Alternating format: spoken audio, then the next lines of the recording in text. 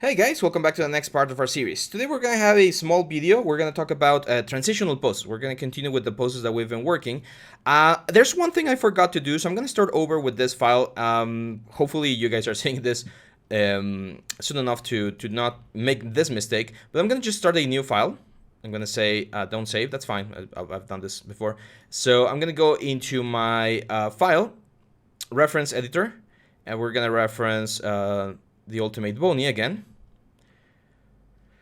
That's fine. Remember shading, or sorry, lighting, two-sided lighting to have both of the, or to see everything on the character. And what I want to do is I want to check if there's a selection set, which there is, as you can see here. So one thing I'm going to do is I'm just going to go into select, quick select set. Let's go to our shelf right here. Again, select, quick select set, and I'm just going to hit Control Shift click to add this right here. So the ultimate button there will grab everything. So on frame 1, or sometimes I like to even go to frame 0. And on frame 0, I'm just going to save a keyframe on all the curves right now. So if I need to go back to my original pose, the T pose, it's a little bit faster. Otherwise, you're just going to have to like pose everything from scratch. But that's fine, or you can just zero everything out. So unbalanced poses or transitional poses are poses in where the character or the actor is doing a transition, or is going in a transition from one pose to another, and he won't be able to hold the pose for long. So let's go again for like let's look for dynamic poses here in Google. For instance, this sort of thing, right? Like where he's leaping, he's doing like a somersault, or he's doing like a flying spinning kick or something. Like all of the poses where the character is not grounded and is going from one action to another, those is what we call transitional poses. So I'm gonna look for like a Spider-Man pose, because I think those are really, really cool. And let's go for like a pose where he's like flying or something. I would like to have some sort of change, like this one right here. Like see where he's like about to leap forward. That one's very cool. Or let's see, do we have like a flying backflip or something? Here are more poses.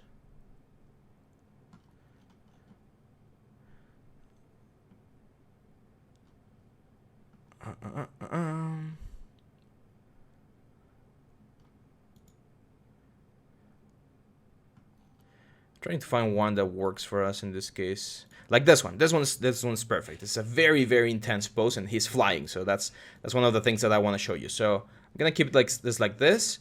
And anytime we're working with transitional poses, our main goal in this case is not like what we had on the last video where balance is our priority. In this case, style and dynamics is our priority. So I follow the exact same thing. I'm only gonna focus on the torso, the head, and the hips first, and then we're gonna get everything done with the hands. So I'm gonna change my hands to forward kinematic, because that's again the system, or inverse kinematic. That's the system I like. And there's one very cool thing about this rig that I didn't mention in the first video, which is down here we can actually turn off the arms and the legs. So this is gonna allow us to focus only on the main things of the character first, and make sure that these animations are looking, or the pose is looking good here, and then we just start adding everything else. So for instance, I'm gonna grab the pelvis here, and as you can see, the pelvis in this case is completely rotated like this. So I'm just gonna move it, and let's move him like up because he's flying, so it's gonna be like up here, and the pelvis is facing like this very weird way here. And then the chest, or the torso, as you can see, is doing this, like he's going forward, but then he's going like backwards. And then if we go to the base of the spine here, he's kind of like going like this. Kind of looks like the pelvis is doing something a little bit more like this. There we go. It's matching a little bit better. I'm gonna grab, this are the shoulders, so we can also grab this thing. And the shoulders are doing this sort of movement here. And then the head is facing like that way, right? Something like that. So we match the C shape, the very nice C shape there from Spider-Man, in such a way that we don't have to worry about the arms or the legs just yet.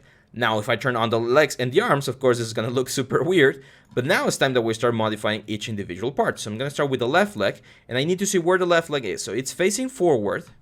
It's kind of like facing the camera. And based on the camera perspective, it's like up here, right? So it'll be like here. And of course, like moving forward. You can see the knee as well. How's the knee? We got this like 90-degree angle there. So make sure to always pay attention to like the empty space so that you can see how the silhouette of the characters is changing. So I'm gonna go like here. And that tells me that this foot should be like closer to the character. See how there's like an invisible line from the tip of the foot to the tip of the head?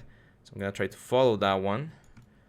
Don't worry too much again, because the proportions of the characters are slightly different, so things might not look exactly the same.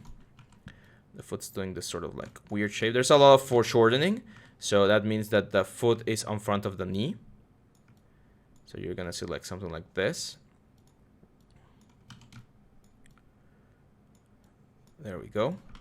Now the other foot, the right foot, is, see where the hip is? So if we take a look at the hip, the foot should be right about here. On the front as well, of course, the knee in this case is pointing to the left. So on this side, the foot is rotated to the right like this. Make sure we modify the knee properly in the best possible way. Oop. There we go.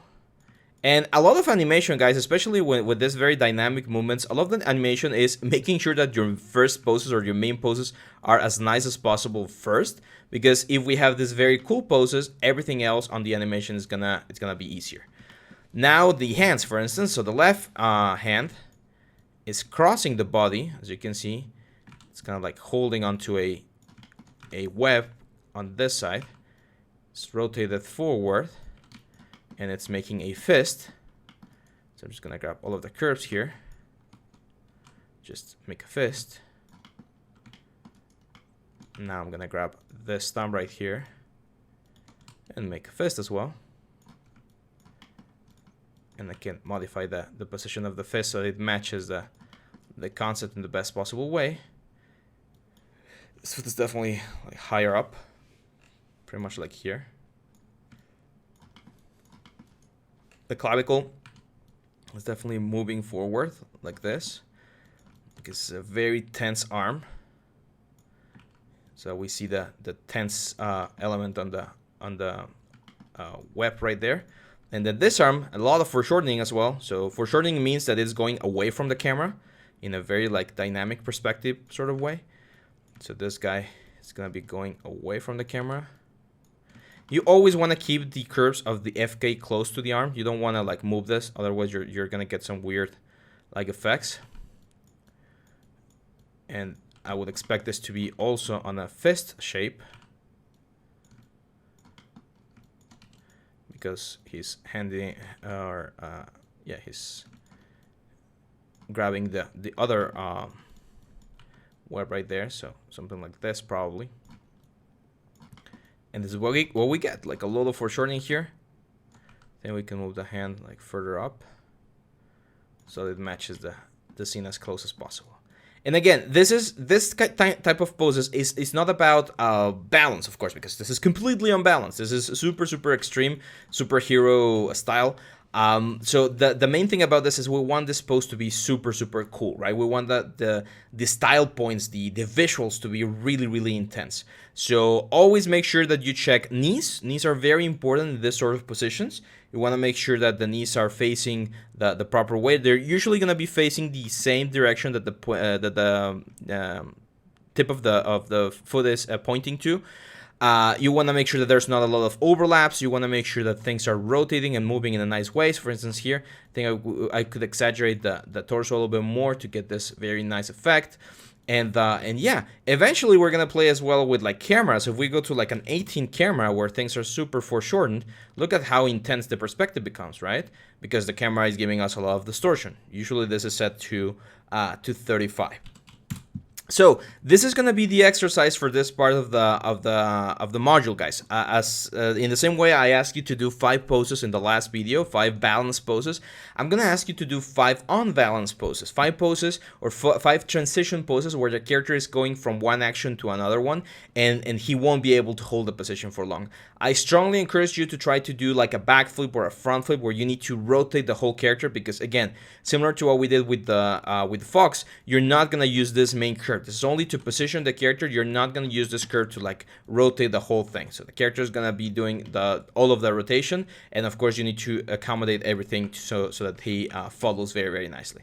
Make sure you do this, guys. This is going to, again, allow us to get into a very nice set of mind. We're going to be able to, or mindset, we're going to be able to animate and pose as characters a lot quicker. As you can see, it takes me about 5 to 8 minutes for me to do a pose. Depending on how complex the pose is.